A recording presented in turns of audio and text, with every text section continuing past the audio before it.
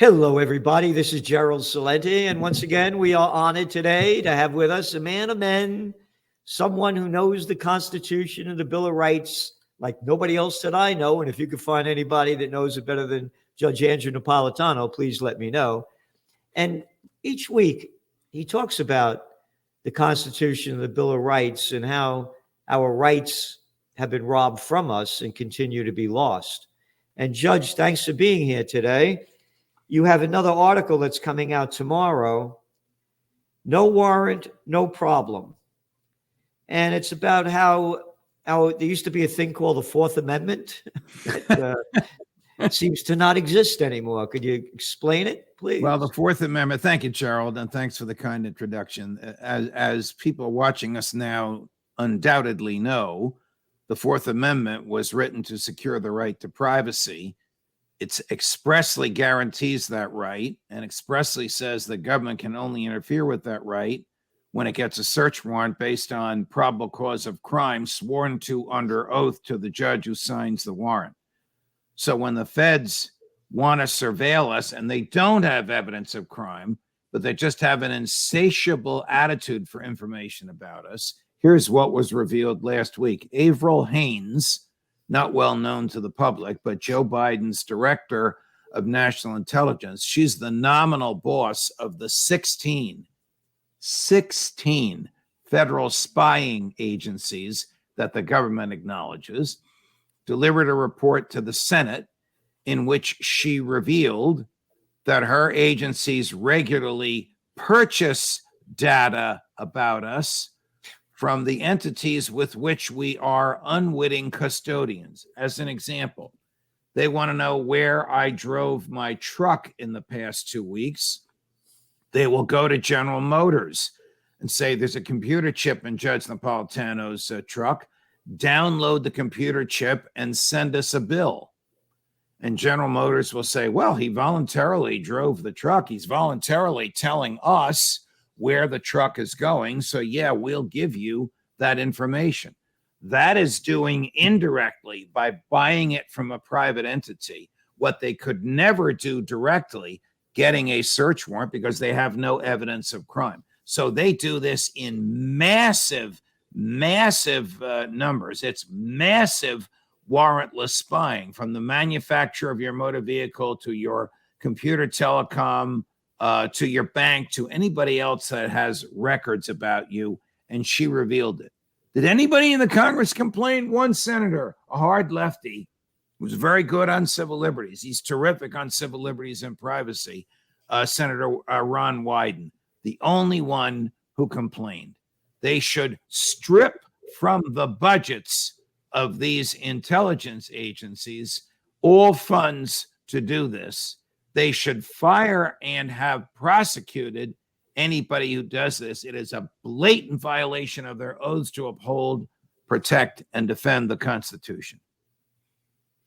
Calling them intelligence agencies is an oxymoron. Yes, it is. They call themselves, I know we're going to talk later about Russian intel. They have coined this phrase going back to the post-World War II era, and they think they're the smartest people on the planet.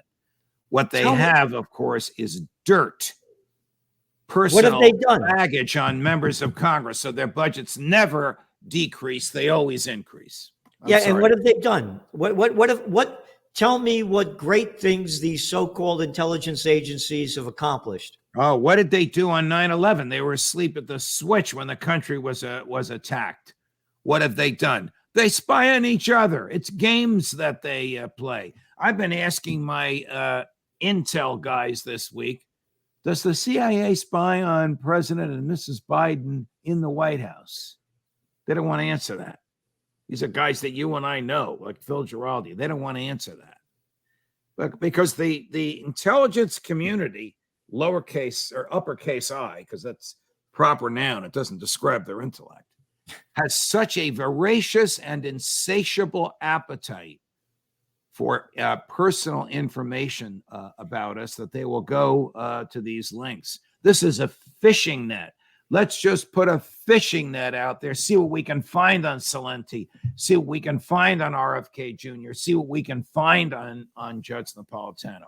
That's the exact thing that the Fourth Amendment was written to prohibit. Well, you write in your article, you talk about the Stamp Act and how when America was a colony under the British, they had the Stamp Act. And could you explain more about that? The Stamp Act required that everyone in the colonies, not in Great Britain, or there would have been a revolution there, everyone in the colonies have a stamp on every piece of paper. So every book, every pamphlet, every letter, every financial document, even a poster to be nailed to a tree. You had to go to a British government post office, really, and buy the stamp. Now, it wasn't a stamp like we use today.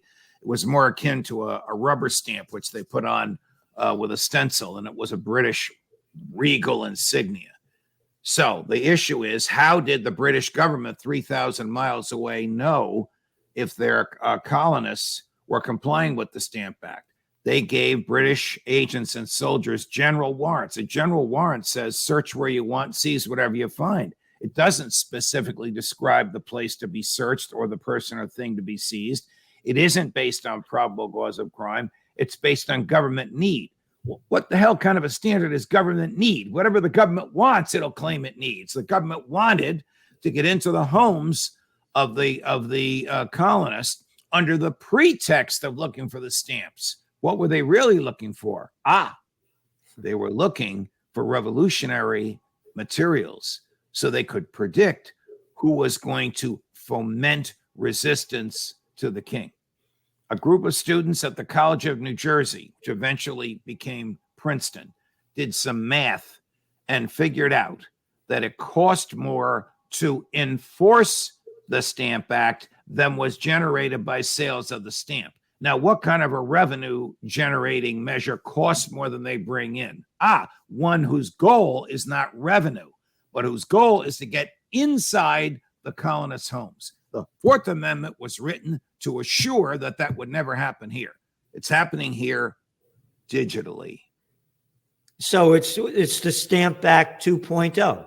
Yes, I didn't think of it that way. I could very well have entitled the piece the Stamp Act 2.0. You're exactly correct.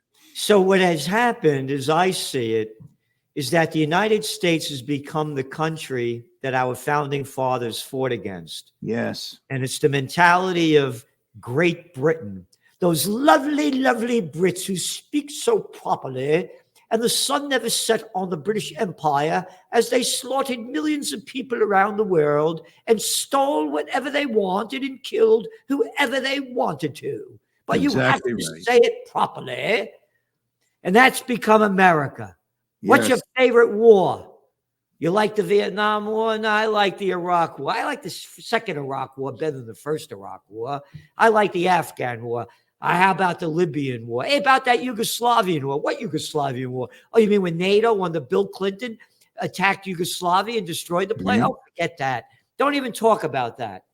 Oh, how about Assad has to go? Oh, we only killed, about 700,000 Syrian people have died since Barack Obama said Assad has to go.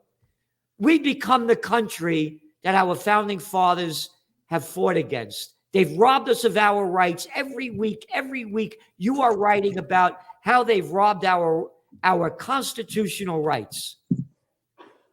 So when Jefferson and company coined the phrase taxation without representation is tyranny, do you know what the highest tax rate was collectively, because it wasn't on income, imposed by the Brits on the colonists? No. 3%.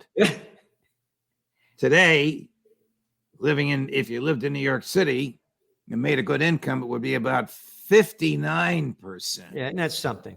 Well, 3% was enough for a bloody revolution. What is 59% enough for? Yeah. Wow. You're exactly right. We have become the country from which we rebelled.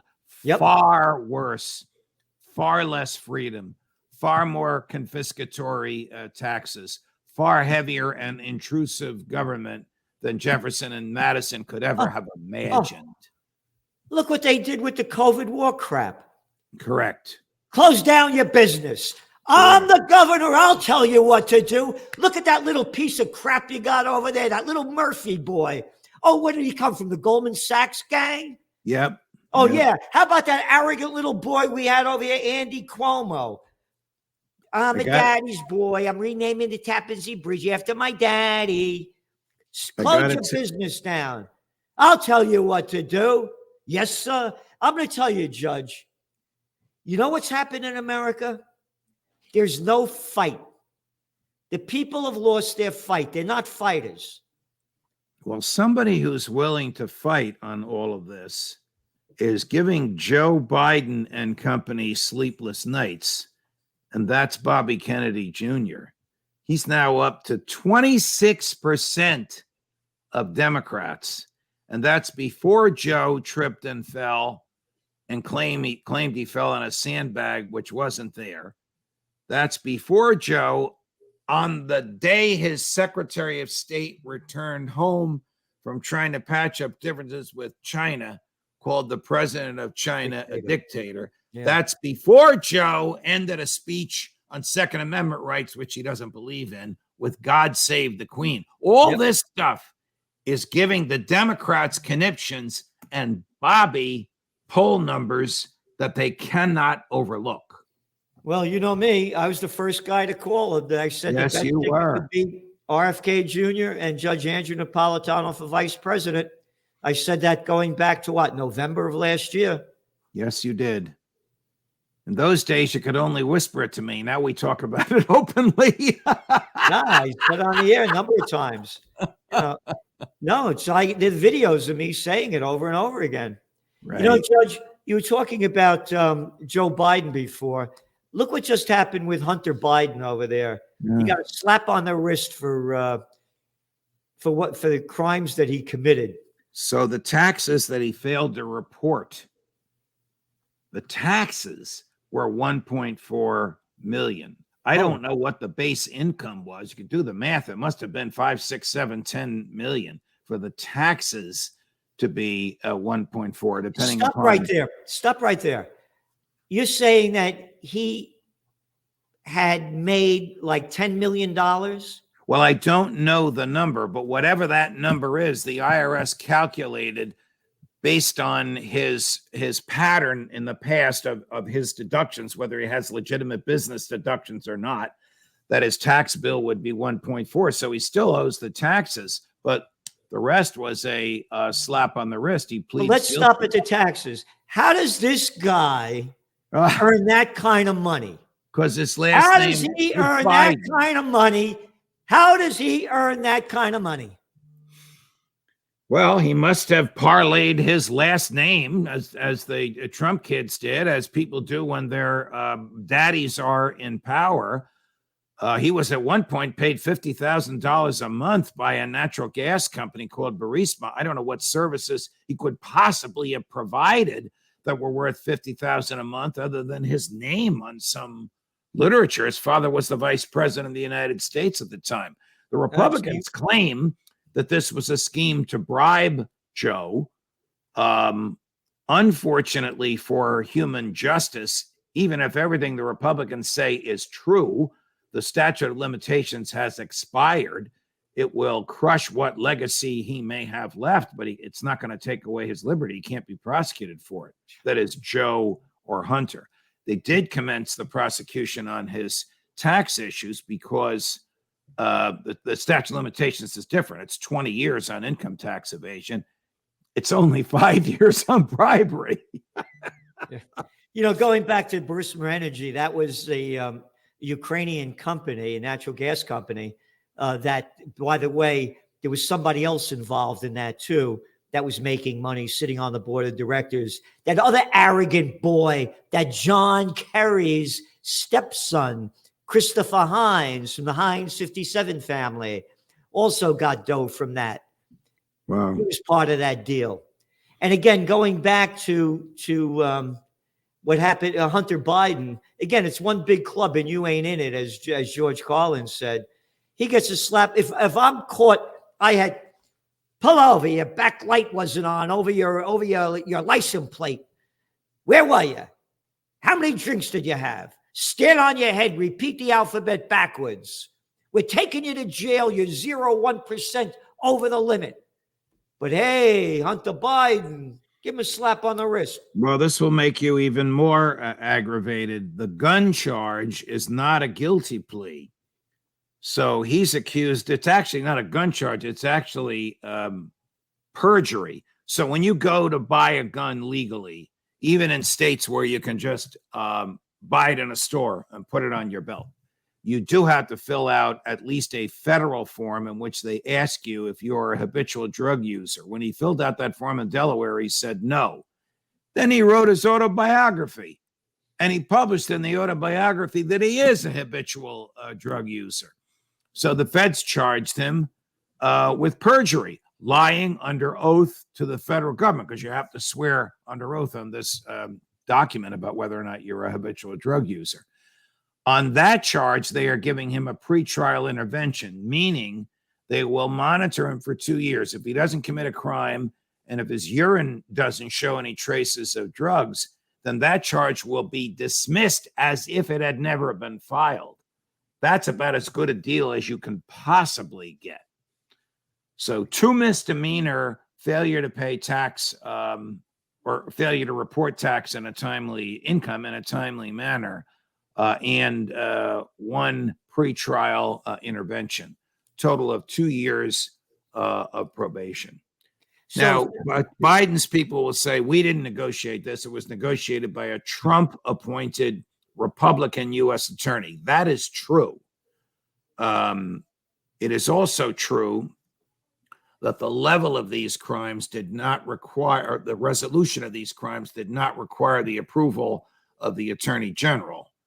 Because they're the way the federal government's books are written, this is a crime that the local U.S. attorney, this Trump appointee, can resolve on his own. Whether or now not tell me, if I committed these crimes, what would they do against me? Oh, you'd be prosecuted with jail time, no question. You, me, almost anybody with a tax bill of that magnitude.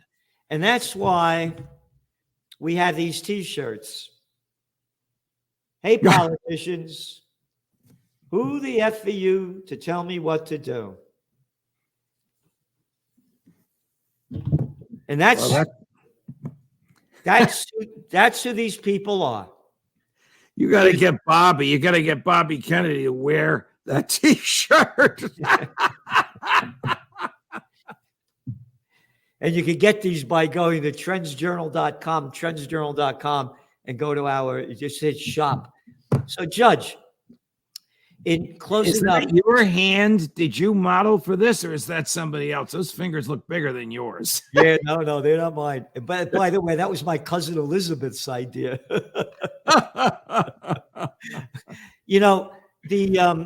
On another note, another sad note, one of my sayings is when all else fails, they take you to war. And someone just called me this morning and said, we hear you say that all the time. But the other thing is when war fails, they'll take us to nuclear war. And the Ukraine war is failing. And you just sent me an article that you wrote, and it's very, very, very powerful. Could you explain more about that and what's going on? It was a statement on the internet posted by the head of FSB. FSB is the Russian CIA. Now, we all know that each of these, I know you don't like this word, but they call themselves this, each of these intel agencies spy on each other. The CIA spies on Mossad, Mossad spies on the CIA. The FSB spies on the CIA spies on the FSB. We all know that. The head of the FSB said last night, we know from spying on our partners and our enemies in the intelligence community that the Western nations now realize that Ukraine is losing and will lose this war. They realize it internally, and they know that we know that they realize it. And yet they are still funding the war. He's 100% correct. We know from the documents that kid, Jack Teixeira, has been indicted, kid in Massachusetts, for revealing that the entire Pentagon, the brass in the Pentagon, is of the view that Ukraine can't win the war. And still, we're sending billions and billions over there. Yep. No, it doesn't stop. And you know, when I said that they,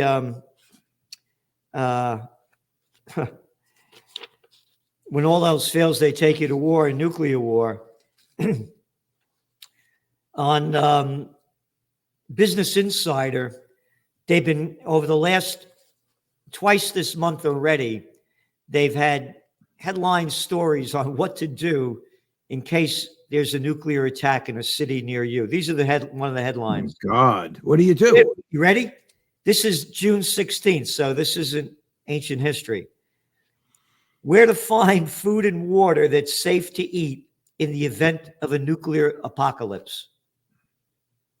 Wow. What are you talking to, a first grader over here? What nuclear apocalypse? What are you talking about? Safe water and food. Life on Earth is going to be destroyed. Wow. I'm telling you, these are demonic people that are in charge of our country. And not only our country, all over the world. And that if we don't turn this around, it's the end coming soon. It's one after another coming. And the Russians are saying now more and more that we've had enough and we're going to keep fighting and you're not going to win. That guy Lavrov came out yesterday, let NATO fight. Russia is prepared. Right now, Russia has the best and the most experienced army in the world. Yep. The last war the U.S. fought, the last real war the U.S. fought was World War II, and nobody's in the military today that was there at the time. Since then, we fought a bunch of goat herders, or we dropped bombs on people like Yugoslavia. But the Russians have fought real wars.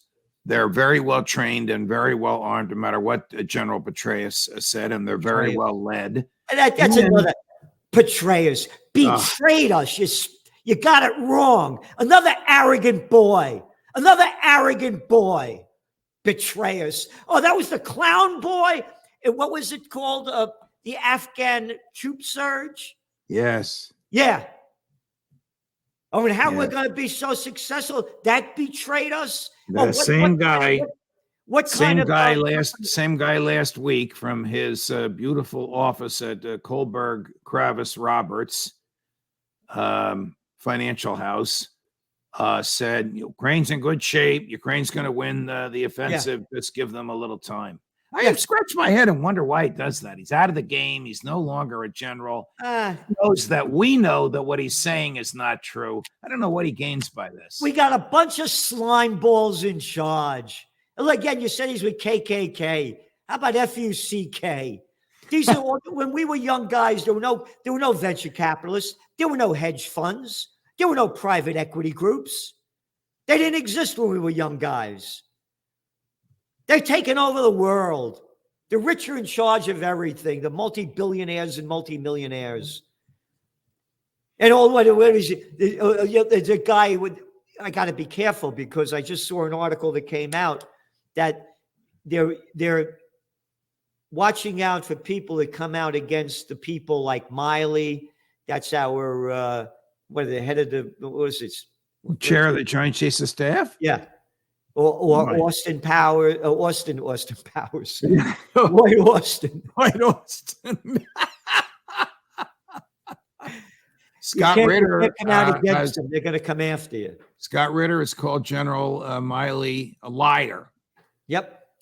Because he knows that what he's saying is not true. And it's another head scratcher. He's only got 2 or 3 more months in his term. Why is he still parroting what the administration wants to hear when he knows it's not true? And look what that guy looks like. Look what he looks like. He looks like as unhealthy as could be. Yes. And these are the people telling us what to do. So anyway, one more article. If a nuclear bomb is dropped on your city, here's what you should and shouldn't do to increase your chance of staying alive. Business Insider, Friday, June 9th. They are preparing us for nuclear war. It doesn't matter what's in that article because there's nothing you can do to stay alive if you're in a city that's been bombed with a nuclear of course not. Bomb. No, you know what you do? You bend over and you kiss your ass goodbye. Right. And say the rosary. Yeah, yeah, right. Judge, thanks for being on. Always Pleasure, appreciate Gerald. it for your knowledge and information that only you get from Judge Napolitano. Thanks so much, Judge. Thank you, Gerald. All the best to you, my friend.